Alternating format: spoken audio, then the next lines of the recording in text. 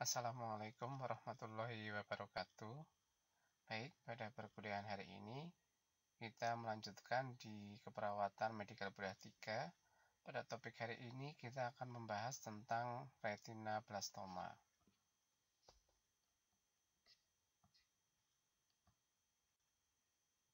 Ya baik, sebelum masuk ke topik pembahasan atau subpokok bahasan, terlebih dahulu kita harus tahu tentang tujuan dari pembelajaran pada hari ini. Yang pertama, mahasiswa dapat mengetahui tentang definisi dari retinoblastoma, kemudian mahasiswa dapat mengetahui tentang etiologi, kemudian patofisiologi, manifestasi klinis, pemeriksaan penunjang, dan penata laksanaan dari retinoblastoma. Oke, kita masuk ke subpokok pembahasan. Yang pertama tentang definisi. Definisi dari retinoblastoma merupakan suatu keganasan intraokuler primer yang paling sering terjadi pada usia anak atau bayi dan merupakan tumor neuroblastik yang secara biologi hampir mirip dengan neuroblastoma dan meduloblastoma.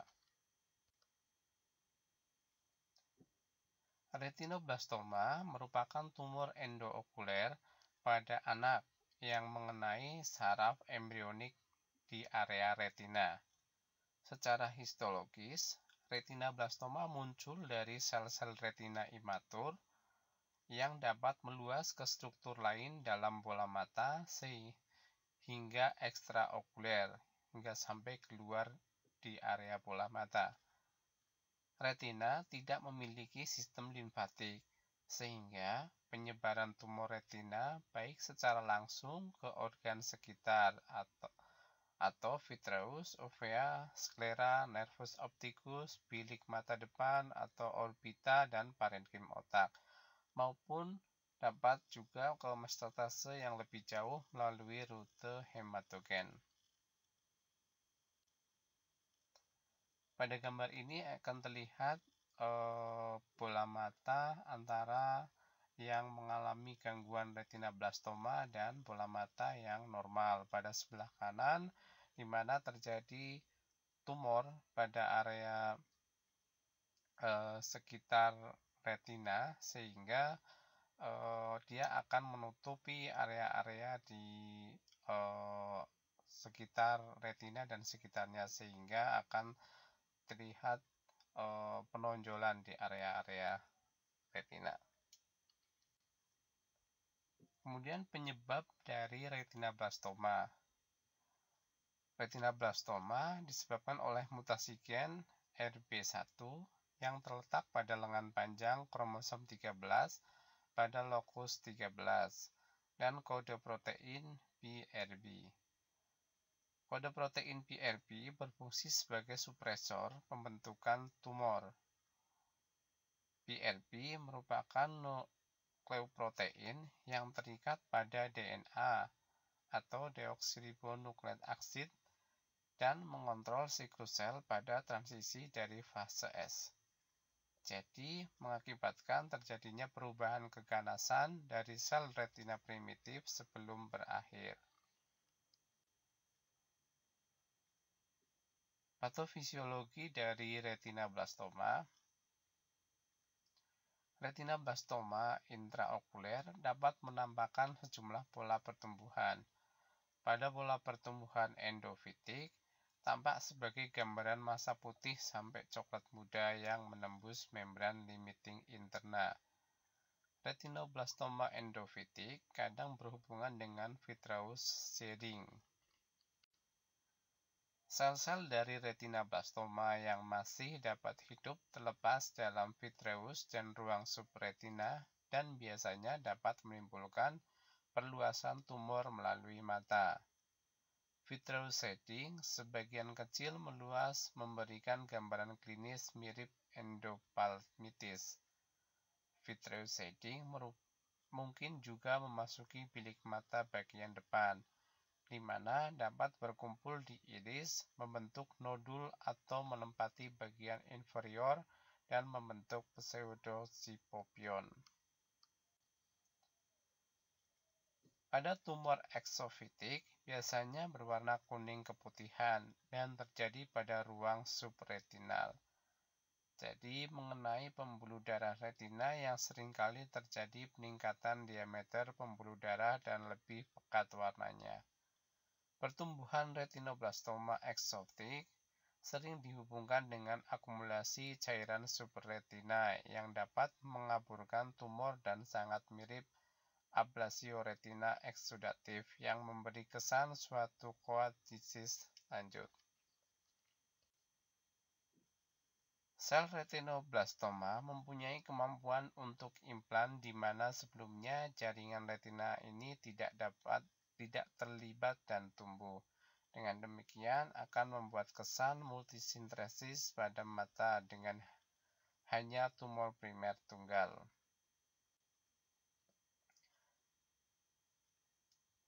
Retinoblastoma akan menginvasi saraf optikus di area mata dengan penyebaran tumor sepanjang ruang subarachnoid ke area otak. Sel retinoblastoma paling sering keluar dari mata dengan menginvasi saraf optikus dan meluas ke dalam subarachnoid. Kemudian kita lanjutkan ke manifestasi klinis dari retinoblastoma. Yang pertama, adanya leukokoria atau wide pupillary reflex yang digambarkan sebagai mata yang bercahaya, berkilat atau cat's eye appearance, strabismus dan inflasi okuler.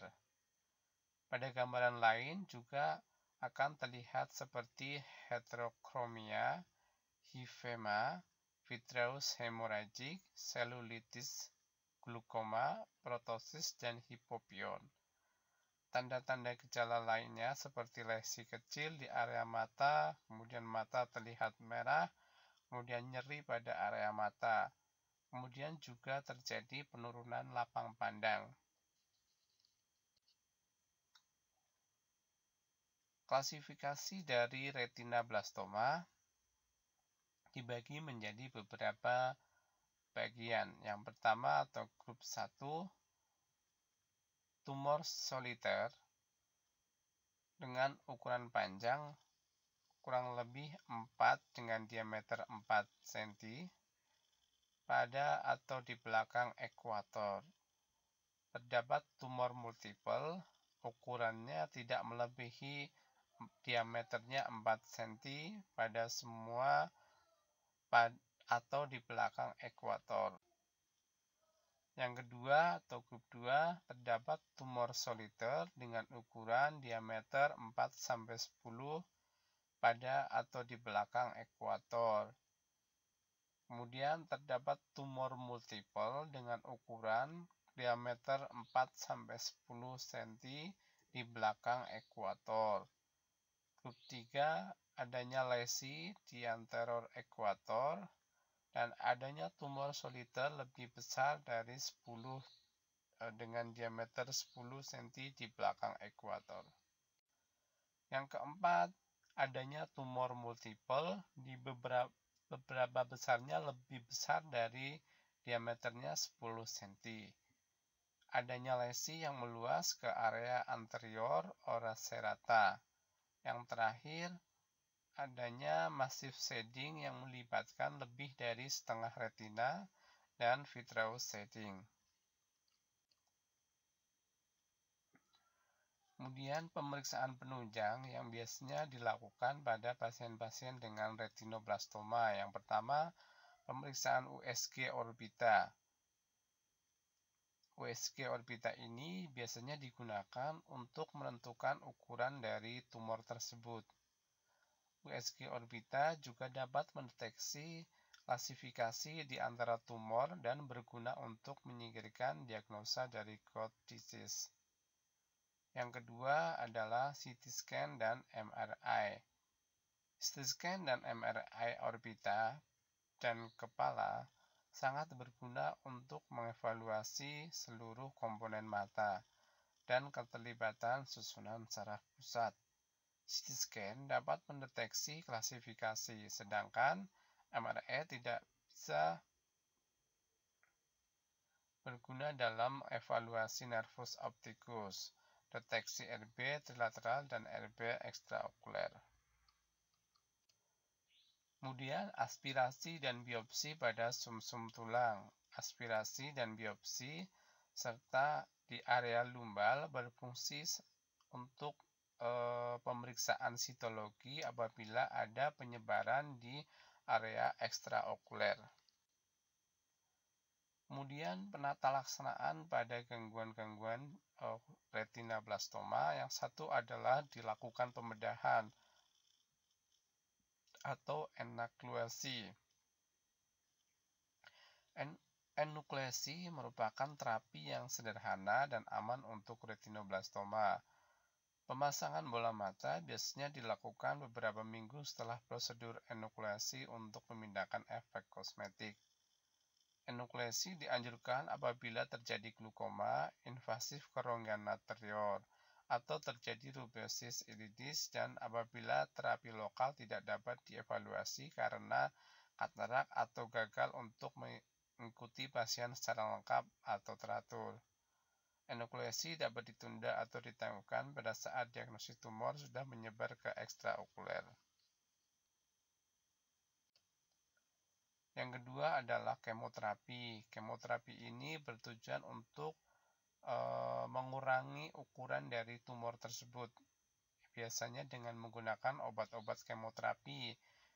Sebagai contoh adalah karboplatin, cisplatin, endopopsis, dan yang lain-lain. Yang ketiga adalah siroterapi. Siroterapi ini efektif untuk tumor dengan ukuran dimensi basal kurang dari 10 mm dan ketebalan apial 3 mm. Siroterapi digunakan dengan visualisasi langsung dengan triple freezer atau teknik.